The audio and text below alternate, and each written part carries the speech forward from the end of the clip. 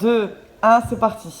Chers téléspectateurs, bonjour et bienvenue dans ce 4e débat et le dernier malheureusement de cette édition 2019 de l'ASPEC, la simulation du Parlement européen. Alors aujourd'hui, le débat de ce jour sera sur la commission AFCO, le statut et le financement des partis politiques européens. Donc le commissaire Patouret, pouvez-vous s'il vous plaît recontextualiser le texte de cette commission en grande ligne, histoire que tout le monde soit au courant. Merci. D'accord, merci beaucoup. Le principe de ce texte est de modifier le règlement numéro 1141-2014 du Parlement et du Conseil qui instaure un statut et des règles de financement pour les partis européens.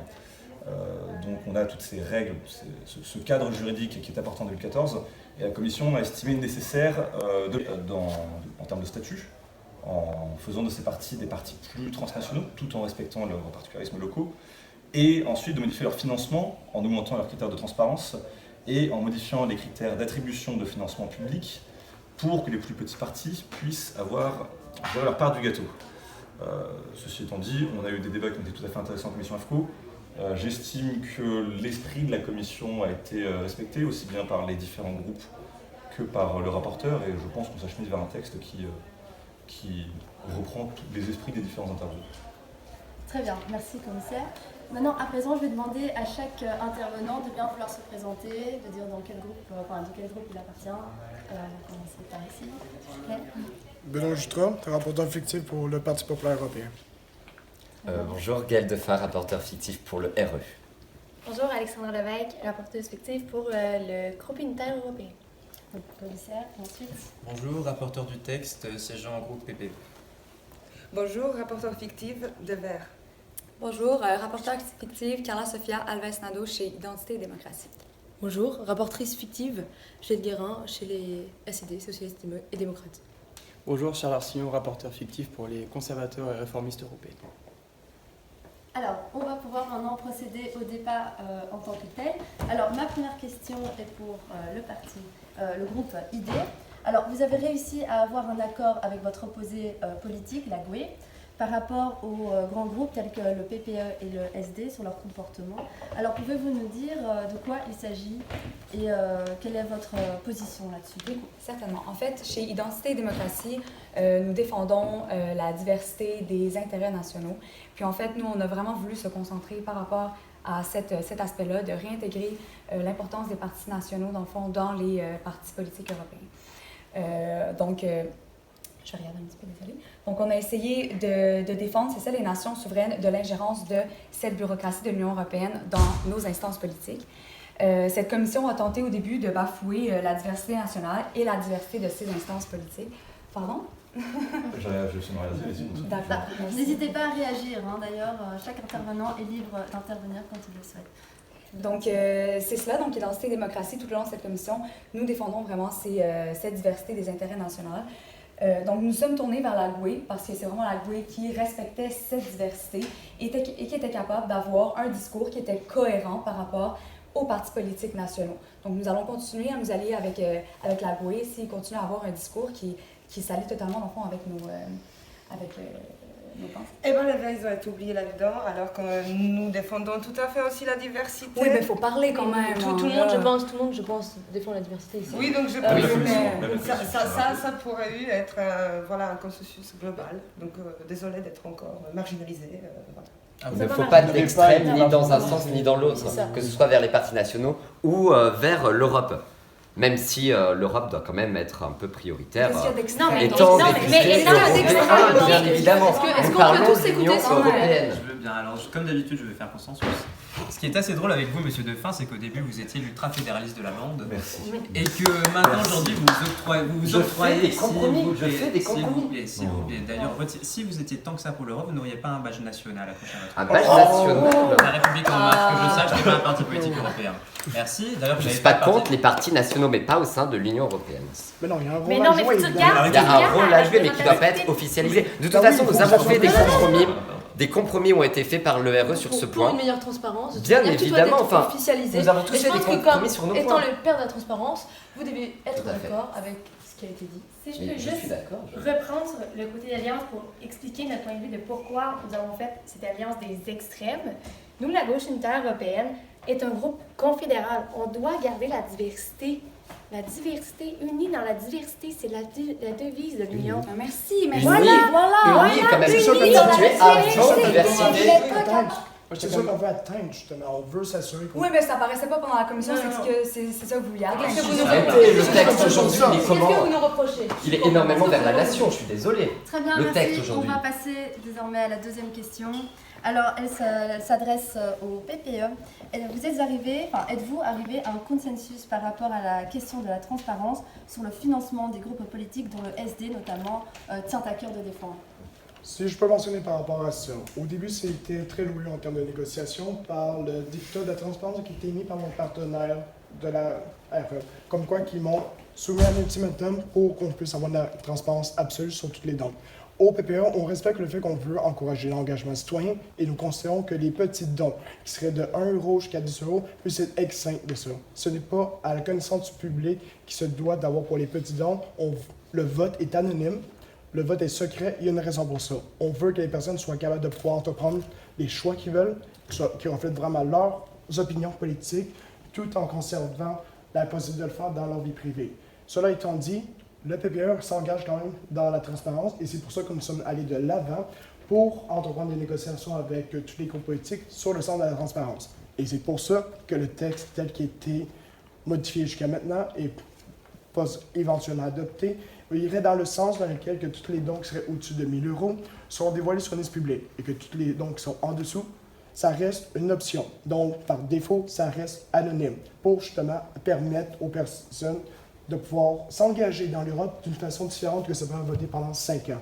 On a besoin de renouveau en Europe, on a besoin de pouvoir s'encourager, réanimer l'esprit européen, de pouvoir réaliser comme quoi qu'on est des nations européennes, qu'on a notre diversité, on a nos propres différences et on est capable d'agir en commun, en action commune. Et c'est ça qu'on essaie de tenter avec cette approche. Vous êtes tellement allé de l'avant que vous avez soutenu tout et n'importe quoi. Je tiens quand même à le rappeler, même des choses très contradictoires. Par rapport à cette transparence, nous tenions à préciser pour les téléspectateurs qui nous regardent avec intérêt, j'imagine, que nous faisons ça en tant que socialistes et démocrates pour la démocratie. C'est-à-dire que nous considérons que les citoyens doivent être au courant de tout au sein des partis politiques, notamment pour éviter toute corruption. Alors effectivement, nous étions en faveur, avec le RE notamment, d'une transparence totale. Ça n'a pas fonctionné parce que juridiquement, apparemment, ce n'est pas possible. Non, il n'y a rien juridiquement. On a vu avec le comité juridique, ce n'est pas une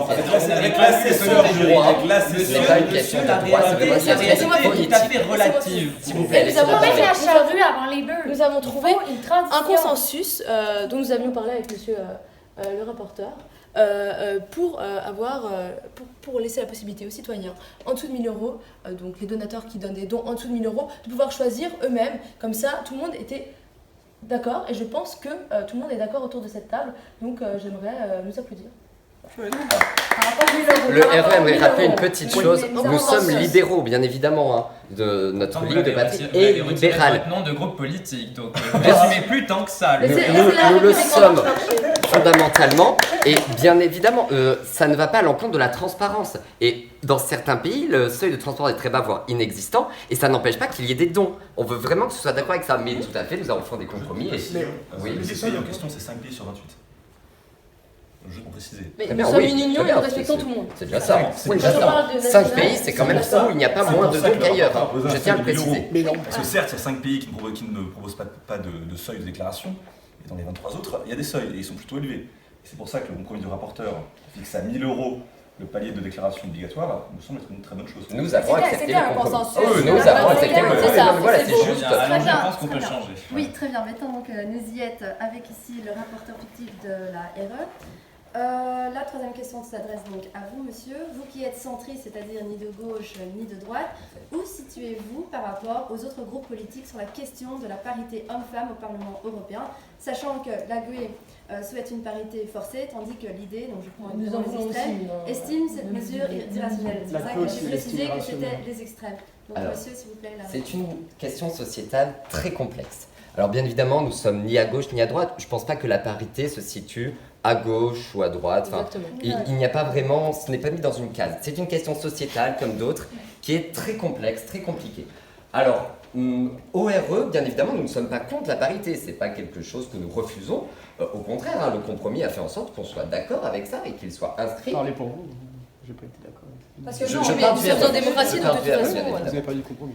Oui, je parle du compromis, mais le compromis, c'est la majorité. Nous avons fait 50-50, nous avons 60-40, une parité souple. Voilà, donc nous sommes pour la parité. Il n'y a pas eu de consensus mais... par rapport à ça.